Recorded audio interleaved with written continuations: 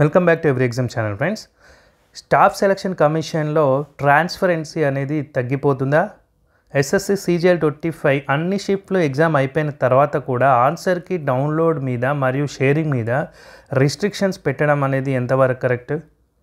అలా ఎవరైనా చేస్తే staff selection commission legal action తీసుకుంటుందట. ఎస్ఎస్సి అనేది ఒక ప్రెస్టీజియస్ కమిషన్. ఇండియా వైడ్గా ఎన్నో రిక్రూట్మెంట్స్ చేస్తుంది. క్వశ్చన్స్ అండ్ క్వశ్చన్ పేపర్స్ మీద ఎనార్మస్ డిస్కషన్స్ జరిగితేనే కదా అకౌంటబిలిటీ మరియు ట్రాన్స్పరెన్సీ అనే పదాలకి అర్థం. కానీ ఇలా కమిషన్ చేపట్టే నియంతృత్వ పోకడలను మాత్రం ఆస్పిరెంట్స్ ఎంత మాత్రమూ హర్షించరు. సో ఈ స్టాఫ్ సెలక్షన్ కమిషన్ ఎగ్జామ్స్కి ప్రిపేర్ అయ్యే ప్రతి ఒక్క అభ్యర్థి ఈ విషయంపై తమ విలువైన అభిప్రాయాన్ని కామెంట్ సెక్షన్లో తెలియజేయగలరని కోరుకుంటున్నాను. సో ఇవాళ ఈ రోజు టాపిక్లోకి వెళ్తే ఈ పర్టికులర్ ఇష్యూ కూడా ఎక్కడ జరిగిందంటే నిన్న ఇచ్చారు కదా, ఆల్రెడీ ఒక అడ్వైజర్ ఇచ్చారు, వార్నింగ్ అడ్వైజర్ ఇచ్చారు, ఇది క్వశ్చన్ పేపర్స్ అనేది డిసెమినేషన్ చేయకూడదు అని. సో ఓకే, ఆన్ గోయింగ్ ఎగ్జామ్స్లో డిసెమినేషన్ చేయకూడదు అని అంటే దట్ ఈస్ డిఫరెంట్ థింగ్. ఎందుకంటే మేబీ ఒక షిఫ్ట్లో క్వశ్చన్స్ ఇంకో షిఫ్ట్లో రిపీట్ అయ్యే ఛాన్స్ ఉంటుంది. కాబట్టి అంత పెద్ద ఇది యాక్చువల్గా ఈ కమిషన్ కూడా చాలా పెద్ద కమిషన్ కాబట్టి there are number of people working కాబట్టి క్వశ్చన్ పేపర్స్ ఇష్యూ ఉండకూడదు, అంటే క్వశ్చన్స్తో ఇష్యూ ఉండకూడదు. ఎందుకంటే క్వశ్చన్ బ్యాంక్ అనేది ఎనార్మస్గా ఉంటుంది. సో బట్ అయినప్పటికీ వాళ్ళు ఇన్సిస్ట్ చేశారు కాబట్టి ఓకే, ఒక సెక్షన్ టు సెషన్ వరకు ఓకే. ఇప్పుడు అన్నీ అయిపోయినప్పటికీ కూడా ఎగ్జామ్స్ అన్నీ అయిపోయి జస్ట్ రిజల్ట్స్ డిక్లరేషన్ ఇక్కడ చూడండి, uploading tentative answer keys along with candidates response sheet. So ఇది ఎంత అయిపోయినాక కూడా ఇప్పుడు ఎవరి రెస్పాన్సెస్ వాళ్ళు చూసుకొని ఎవరికి వాళ్ళే అబ్జెక్షన్ ఇచ్చుకోవాలి అంతే తప్ప క్వశ్చన్స్ బయటికి డౌన్లోడ్ చేయకూడదు, డిసెమినేట్ చేయకూడదు, లీగల్ యాక్షన్ తీసుకుంటామని చెప్పేసి కూడా వాళ్ళు చెప్పడం జరుగుతుందన్నమాట. సో దీని గురించి మీ అభిప్రాయం తెలియజేయండి. అండ్ ఈ పర్టికులర్ రిజల్ట్స్ గురించి చూసుకున్నట్లయితే 3 days టైం ఉంది ఫ్రెండ్స్. ఎవరైతే ఎస్ఎస్సి CGLలో రాశారో వాళ్ళు మార్క్స్ వచ్చిన వాళ్ళకి ఏదైనా ఆబ్జెక్షన్స్ ఉంటే మాత్రం మీరు వితిన్ ఈ 3 days టైంలోనే మీరు ఆబ్జెక్షన్స్ అనేటువంటిది ఇచ్చుకోవాల్సి ఉంటుంది. సో కంప్లీట్ నోటీస్ ఒకసారి చూద్దాము. ఇక్కడ చూసుకున్నట్లయితే uploading of tentative answer keys along with candidates response sheets combined graduate level examination 2025. Tier 1 combined graduate level examination 25 was conducted by the commission from, so ఈ డేట్స్లో జరిగింది కానీ 12 నుంచి 26 జరిగింది. అండ్ కొంతమందికి October 14th కూడా జరిగింది. ఎవరికైతే ఇష్యూస్ ఉన్నాయో, లాగింగ్ అయిందో, టెక్నికల్ డిఫికల్టీస్ ఉన్నాయో, అండ్ ఒక ఫైర్ యాక్సిడెంట్ జరిగి కూడా ఒక సెంటర్లో ఐ థింక్ రాజ్కోట్ అనుకుంటా, గుజరాత్ మేబీ, అక్కడ కూడా వాళ్ళకి మళ్ళీ రీ ఎగ్జామ్ అనేది October 14th రోజున కండక్ట్ చేయడం జరిగింది. అండ్ ఇవాళ ఎంత October 17th. సో వీళ్ళు October 16th రోజు నిన్న నైట్ రిలీజ్ చేయడం అయితే జరిగిందండి. So the candidates response sheets along with the tentative answer keys are now available and the same can be accessed through the website of the commission. So ఇప్పుడు ఈ commission website నుంచి మీరు answer keys అనేటువంటి download అంటే చూసుకోవచ్చు. The candidates may login by using they registration number ఆ password. So మీకు ఇచ్చినటువంటి రిజిస్ట్రేషన్ నెంబర్ పాస్వర్డ్ ఎప్పటికీ యూజ్ చేస్తారు కదా హాల్ టికెట్ అప్పుడు కానీ ప్రతిదీ. సో అదే లాగిన్లో మీ యొక్క అప్లికేషన్లో చూసుకోవచ్చు. సో మీరు లాగిన్ అవ్వగానే మీరు దేనికి అప్లికేషన్ అవ్వారో 1, 2, 3 ఆ లిస్ట్ చూపిస్తుంది. పర్టికులర్ CGL 2005కి మీరు డ్రాప్ డౌన్ చేస్తే, కొంచెం డ్రిల్ డౌన్ చేస్తే మీకు నెక్స్ట్ ఈ యొక్క రెస్పాన్స్ షీట్ అనేది కనిపించడం జరుగుతుంది. Candidates may note that in the challenge module that sequence of questions and options may be different from how it appeared during the examination. So మీకు ఎగ్జామినేషన్లో కనిపించినట్టుగా సీక్వెన్స్ ఉండదు అని అంటున్నారు. ఎందుకంటే మీకు ఎగ్జామ్ కండక్ట్ చేసినప్పుడు ఏంటంటే జంబుల్ అవుతాయి, ఈవెన్ ఆప్షన్స్ జంబుల్ అవుతాయి, క్వశ్చన్స్ జంబుల్ అవుతాయి. సో పర్టికులర్ పర్సన్కి పక్క కూర్చున్న వాళ్ళకి సేమ్ టైంలో సేమ్ క్వశ్చన్ చేయకుండా ఉండడానికని ఇది ఒక ఉంటుంది. సో ఇక్కడ మాత్రం అందరికీ ఒకటే కనిపిస్తాయి, సేమ్ ఒక క్వశ్చన్ అందరికీ. ఫస్ట్ క్వశ్చన్ ఒకవేళ ఏ ఉందనుకోండి, ఫస్ట్ క్వశ్చన్ అందరికీ ఏనే. ఇంకా ఆప్షన్స్ చూసుకున్నట్లయితే ఇప్పుడు ABCD అనే ఆప్షన్స్ 1, 2, 3, 4 ఆన్సర్స్ అనుకోండి, అందరికీ కూడా ఇవే కనిపిస్తాయి.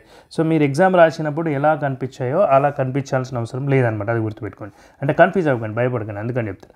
This is because in the challenge module the sequence of the questions as well as the answers will be same for all the candidates who appeared in the particular shift. వెరాస్ so ఇక్కడ ఏంటంటే ఆ షిఫ్ట్లో attend అయిన ప్రతి ఒక్కరికి కూడా సేమే ఉంటాయి questions answers. So during the actual examination these sequences were different. So different క్యాండిడేట్స్కి ఆ సీక్వెన్స్ డిఫరెంట్గా ఉంటాయి. However the answer selected by the candidates during the examination will exactly be reflected in the challenge module. So మీరు ఏదైతే select చేశారో అదే ఉంటుంది ఆబ్జెక్షన్స్లో అంటున్నాడు challenge module. The representations are challenges against the tentative answer keys. ఇప్పుడు ఇచ్చినటువంటి tentative answer కీస్లో మీరు రిప్రజెంటేషన్ లేకుంటే ఛాలెంజ్ అంటే మీరు క్వశ్చన్ తప్పు ఉందా, అవుట్ ఆఫ్ సిలబస్ ఉందా, లేకపోతే మల్టిపుల్ ఆన్సర్స్ ఉన్నాయా, లేకపోతే అసలు ఆన్సర్ లేదా, లేకపోతే రాంగ్ ఆన్సర్ ఉందా, ఒక ఆన్సర్ అయితే ఇంకొకటి ఇచ్చారా. సో ఇలాంటివన్నీ కూడా మీరు ఆబ్జెక్షన్స్గా ఛాలెంజెస్ రైజ్ చేయవచ్చు. సో అటువంటి ఎప్పటి నుంచి రైజ్ చేయొచ్చు, నిన్న నైట్ 9 o'clock నుంచి అండి. సో కొంచెం చాలా సర్వర్ డౌన్ ఉంది అంటున్నారు నిన్ననైతే. సో మార్నింగ్ ఇప్పుడు మేబీ అప్ అవుతుండొచ్చు. సో నిన్న 9 నుంచి మళ్ళీ రేపు ఎల్లుండి అవతలెల్లుండి. సో ఓన్లీ 3 days టైం ఉందండి, 17th, 18th, 19th. So 17th ఇవ్వాలి కదండి. సో ఇప్పుడు 17th కాబట్టి 18th, 19th ఇంకా ఎల్లుండి వరకే, ఎల్లుండి 9 PM వరకు మాత్రమే టైం ఉంది. సో పేమెంట్ అనేది 50 rupees ఫర్ క్వశ్చన్ అండి. ఇంతకుముందు 100 rupees ఉంది కదా, సో దాన్ని 50 rupees చేశారు. And representations received after 9 PM on October 19th will not be entertained under any circumstances. So ఈ డేట్ టైం దాటిపోయిన తర్వాత మీకు ఎటువంటి మళ్ళీ ఎక్స్క్యూజెస్ ఏమి ఉండవు అనమాట, కన్సిడర్ చేయరు. Further representation challenges submitted in any other mode will not be entertained. So only ఆన్లైన్లో వాళ్ళు ఇచ్చిన విండోలో వాళ్ళు ఇచ్చిన మాడ్యూల్ ద్వారానే లాగిన్ అయ్యి మాత్రమే మీరు ఛాలెంజెస్ చేయాల్సి ఉంటుంది. మెయిల్ చేయడం కానీ లేకపోతే పోస్ట్ ద్వారా పంపడం కానీ ఇవన్నీ యాక్సెసిబుల్ కాదు, అంటే వాళ్ళు అలో చేయరు. Details of instructions to access response sheet, answer sheet, challenger annexed అంటే కింద అటాచ్ చేశారని అర్థము. సో లాస్ట్లో మనం చూద్దాము ఎట్లా అబ్జెక్షన్స్ ఎలా రైజ్ చేయాలనేది కింద చెప్పారంటే చూద్దాం. Candidates may note that the saved question paper will be strictly for personal use. ఇదే అండి నేను చెప్పిన ఫస్ట్ పాయింట్, ఇదే అండి రేస్ చేసిన పాయింట్ ఇదే. చూడండి అసలు ఎలా రాశారో. Candidates may note that the saved question paper will be strictly for personal use. Only personal use కోసమే అంట ఏది ఆ question paper. And self analysis only, self analysis కోసం మాత్రమే.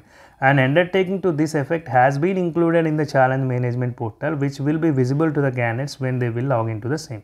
సో మేము దీన్ని పర్సనల్ యూజ్కు మాత్రమే యూజ్ చేస్తాము, మేము డిస్ట్రిబ్యూట్ చేయము, మేము దీన్ని షేర్ చేయము అని చెప్పేసి మీరు ఒక అండర్టేకింగ్ ఇస్తేనే అది ఛాలెంజ్ అనేది ముందుకు వెళ్తుందండి. సో చూసుకోండి, అది response sheets are tentative answer keys will not be available after the above specific time limit. Any individual request for providing response sheets tentative answer keys will not be entertained in future under any circumstances. So ఇదేంటంటే మీకు response sheets అనేటువంటివి ఈ 3 days మాత్రమే, ఎల్లుండి 9 PM వరకే available ఉంటాయంట. So తర్వాత ఎట్టి పరిస్థితుల్లో వాళ్ళు మళ్ళీ మనకు available చేయరన్నమాట.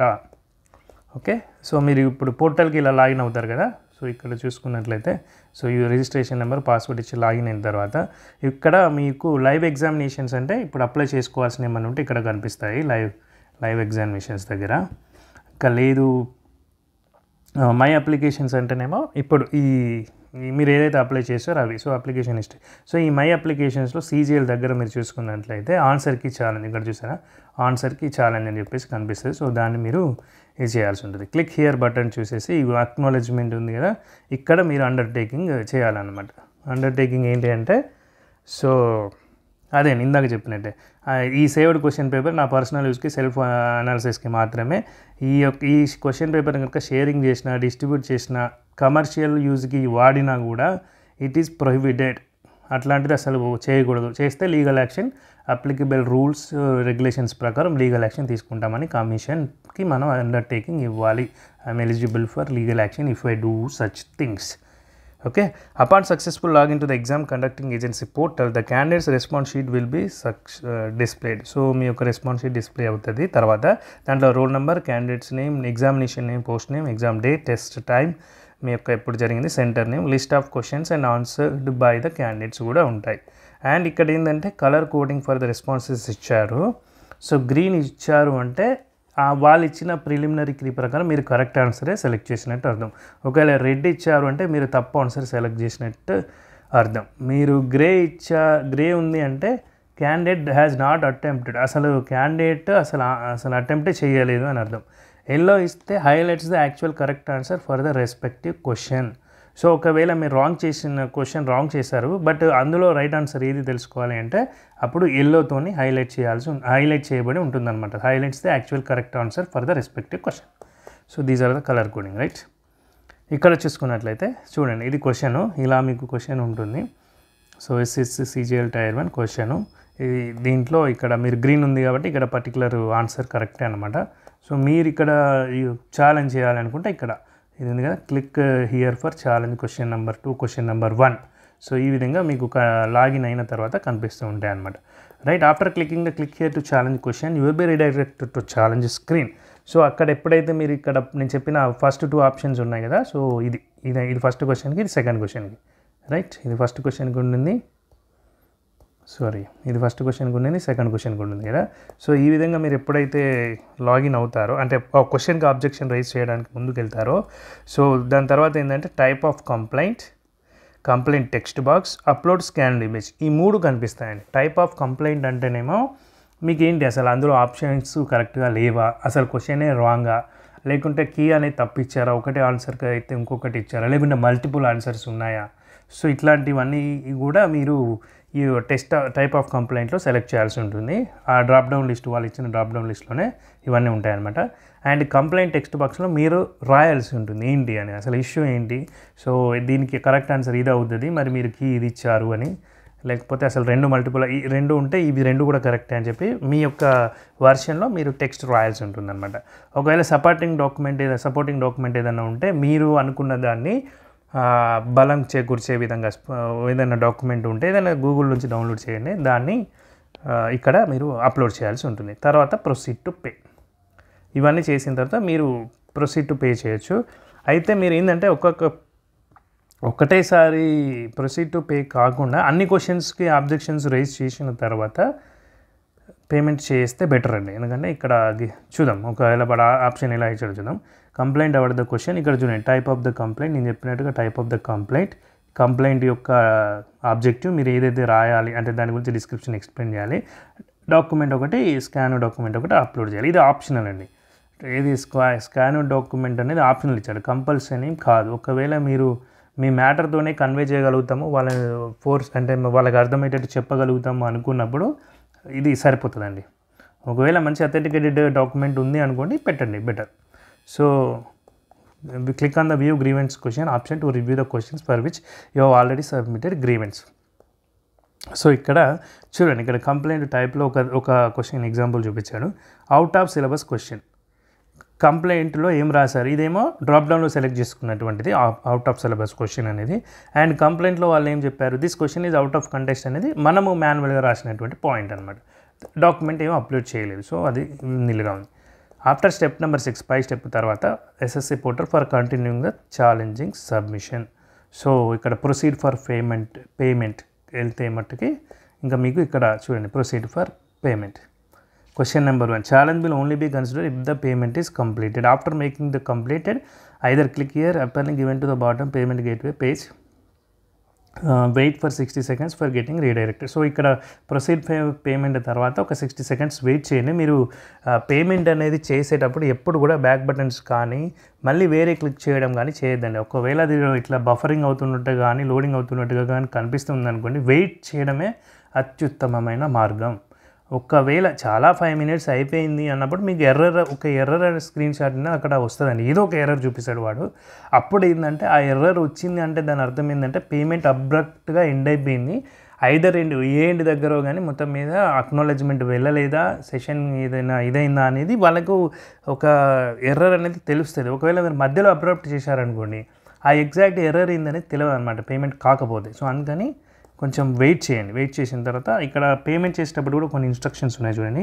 Please note that the fee once paid shall not be refunded under any circumstances. ఇవ్వరు, మళ్ళీ రిఫండ్ ఇవ్వరు.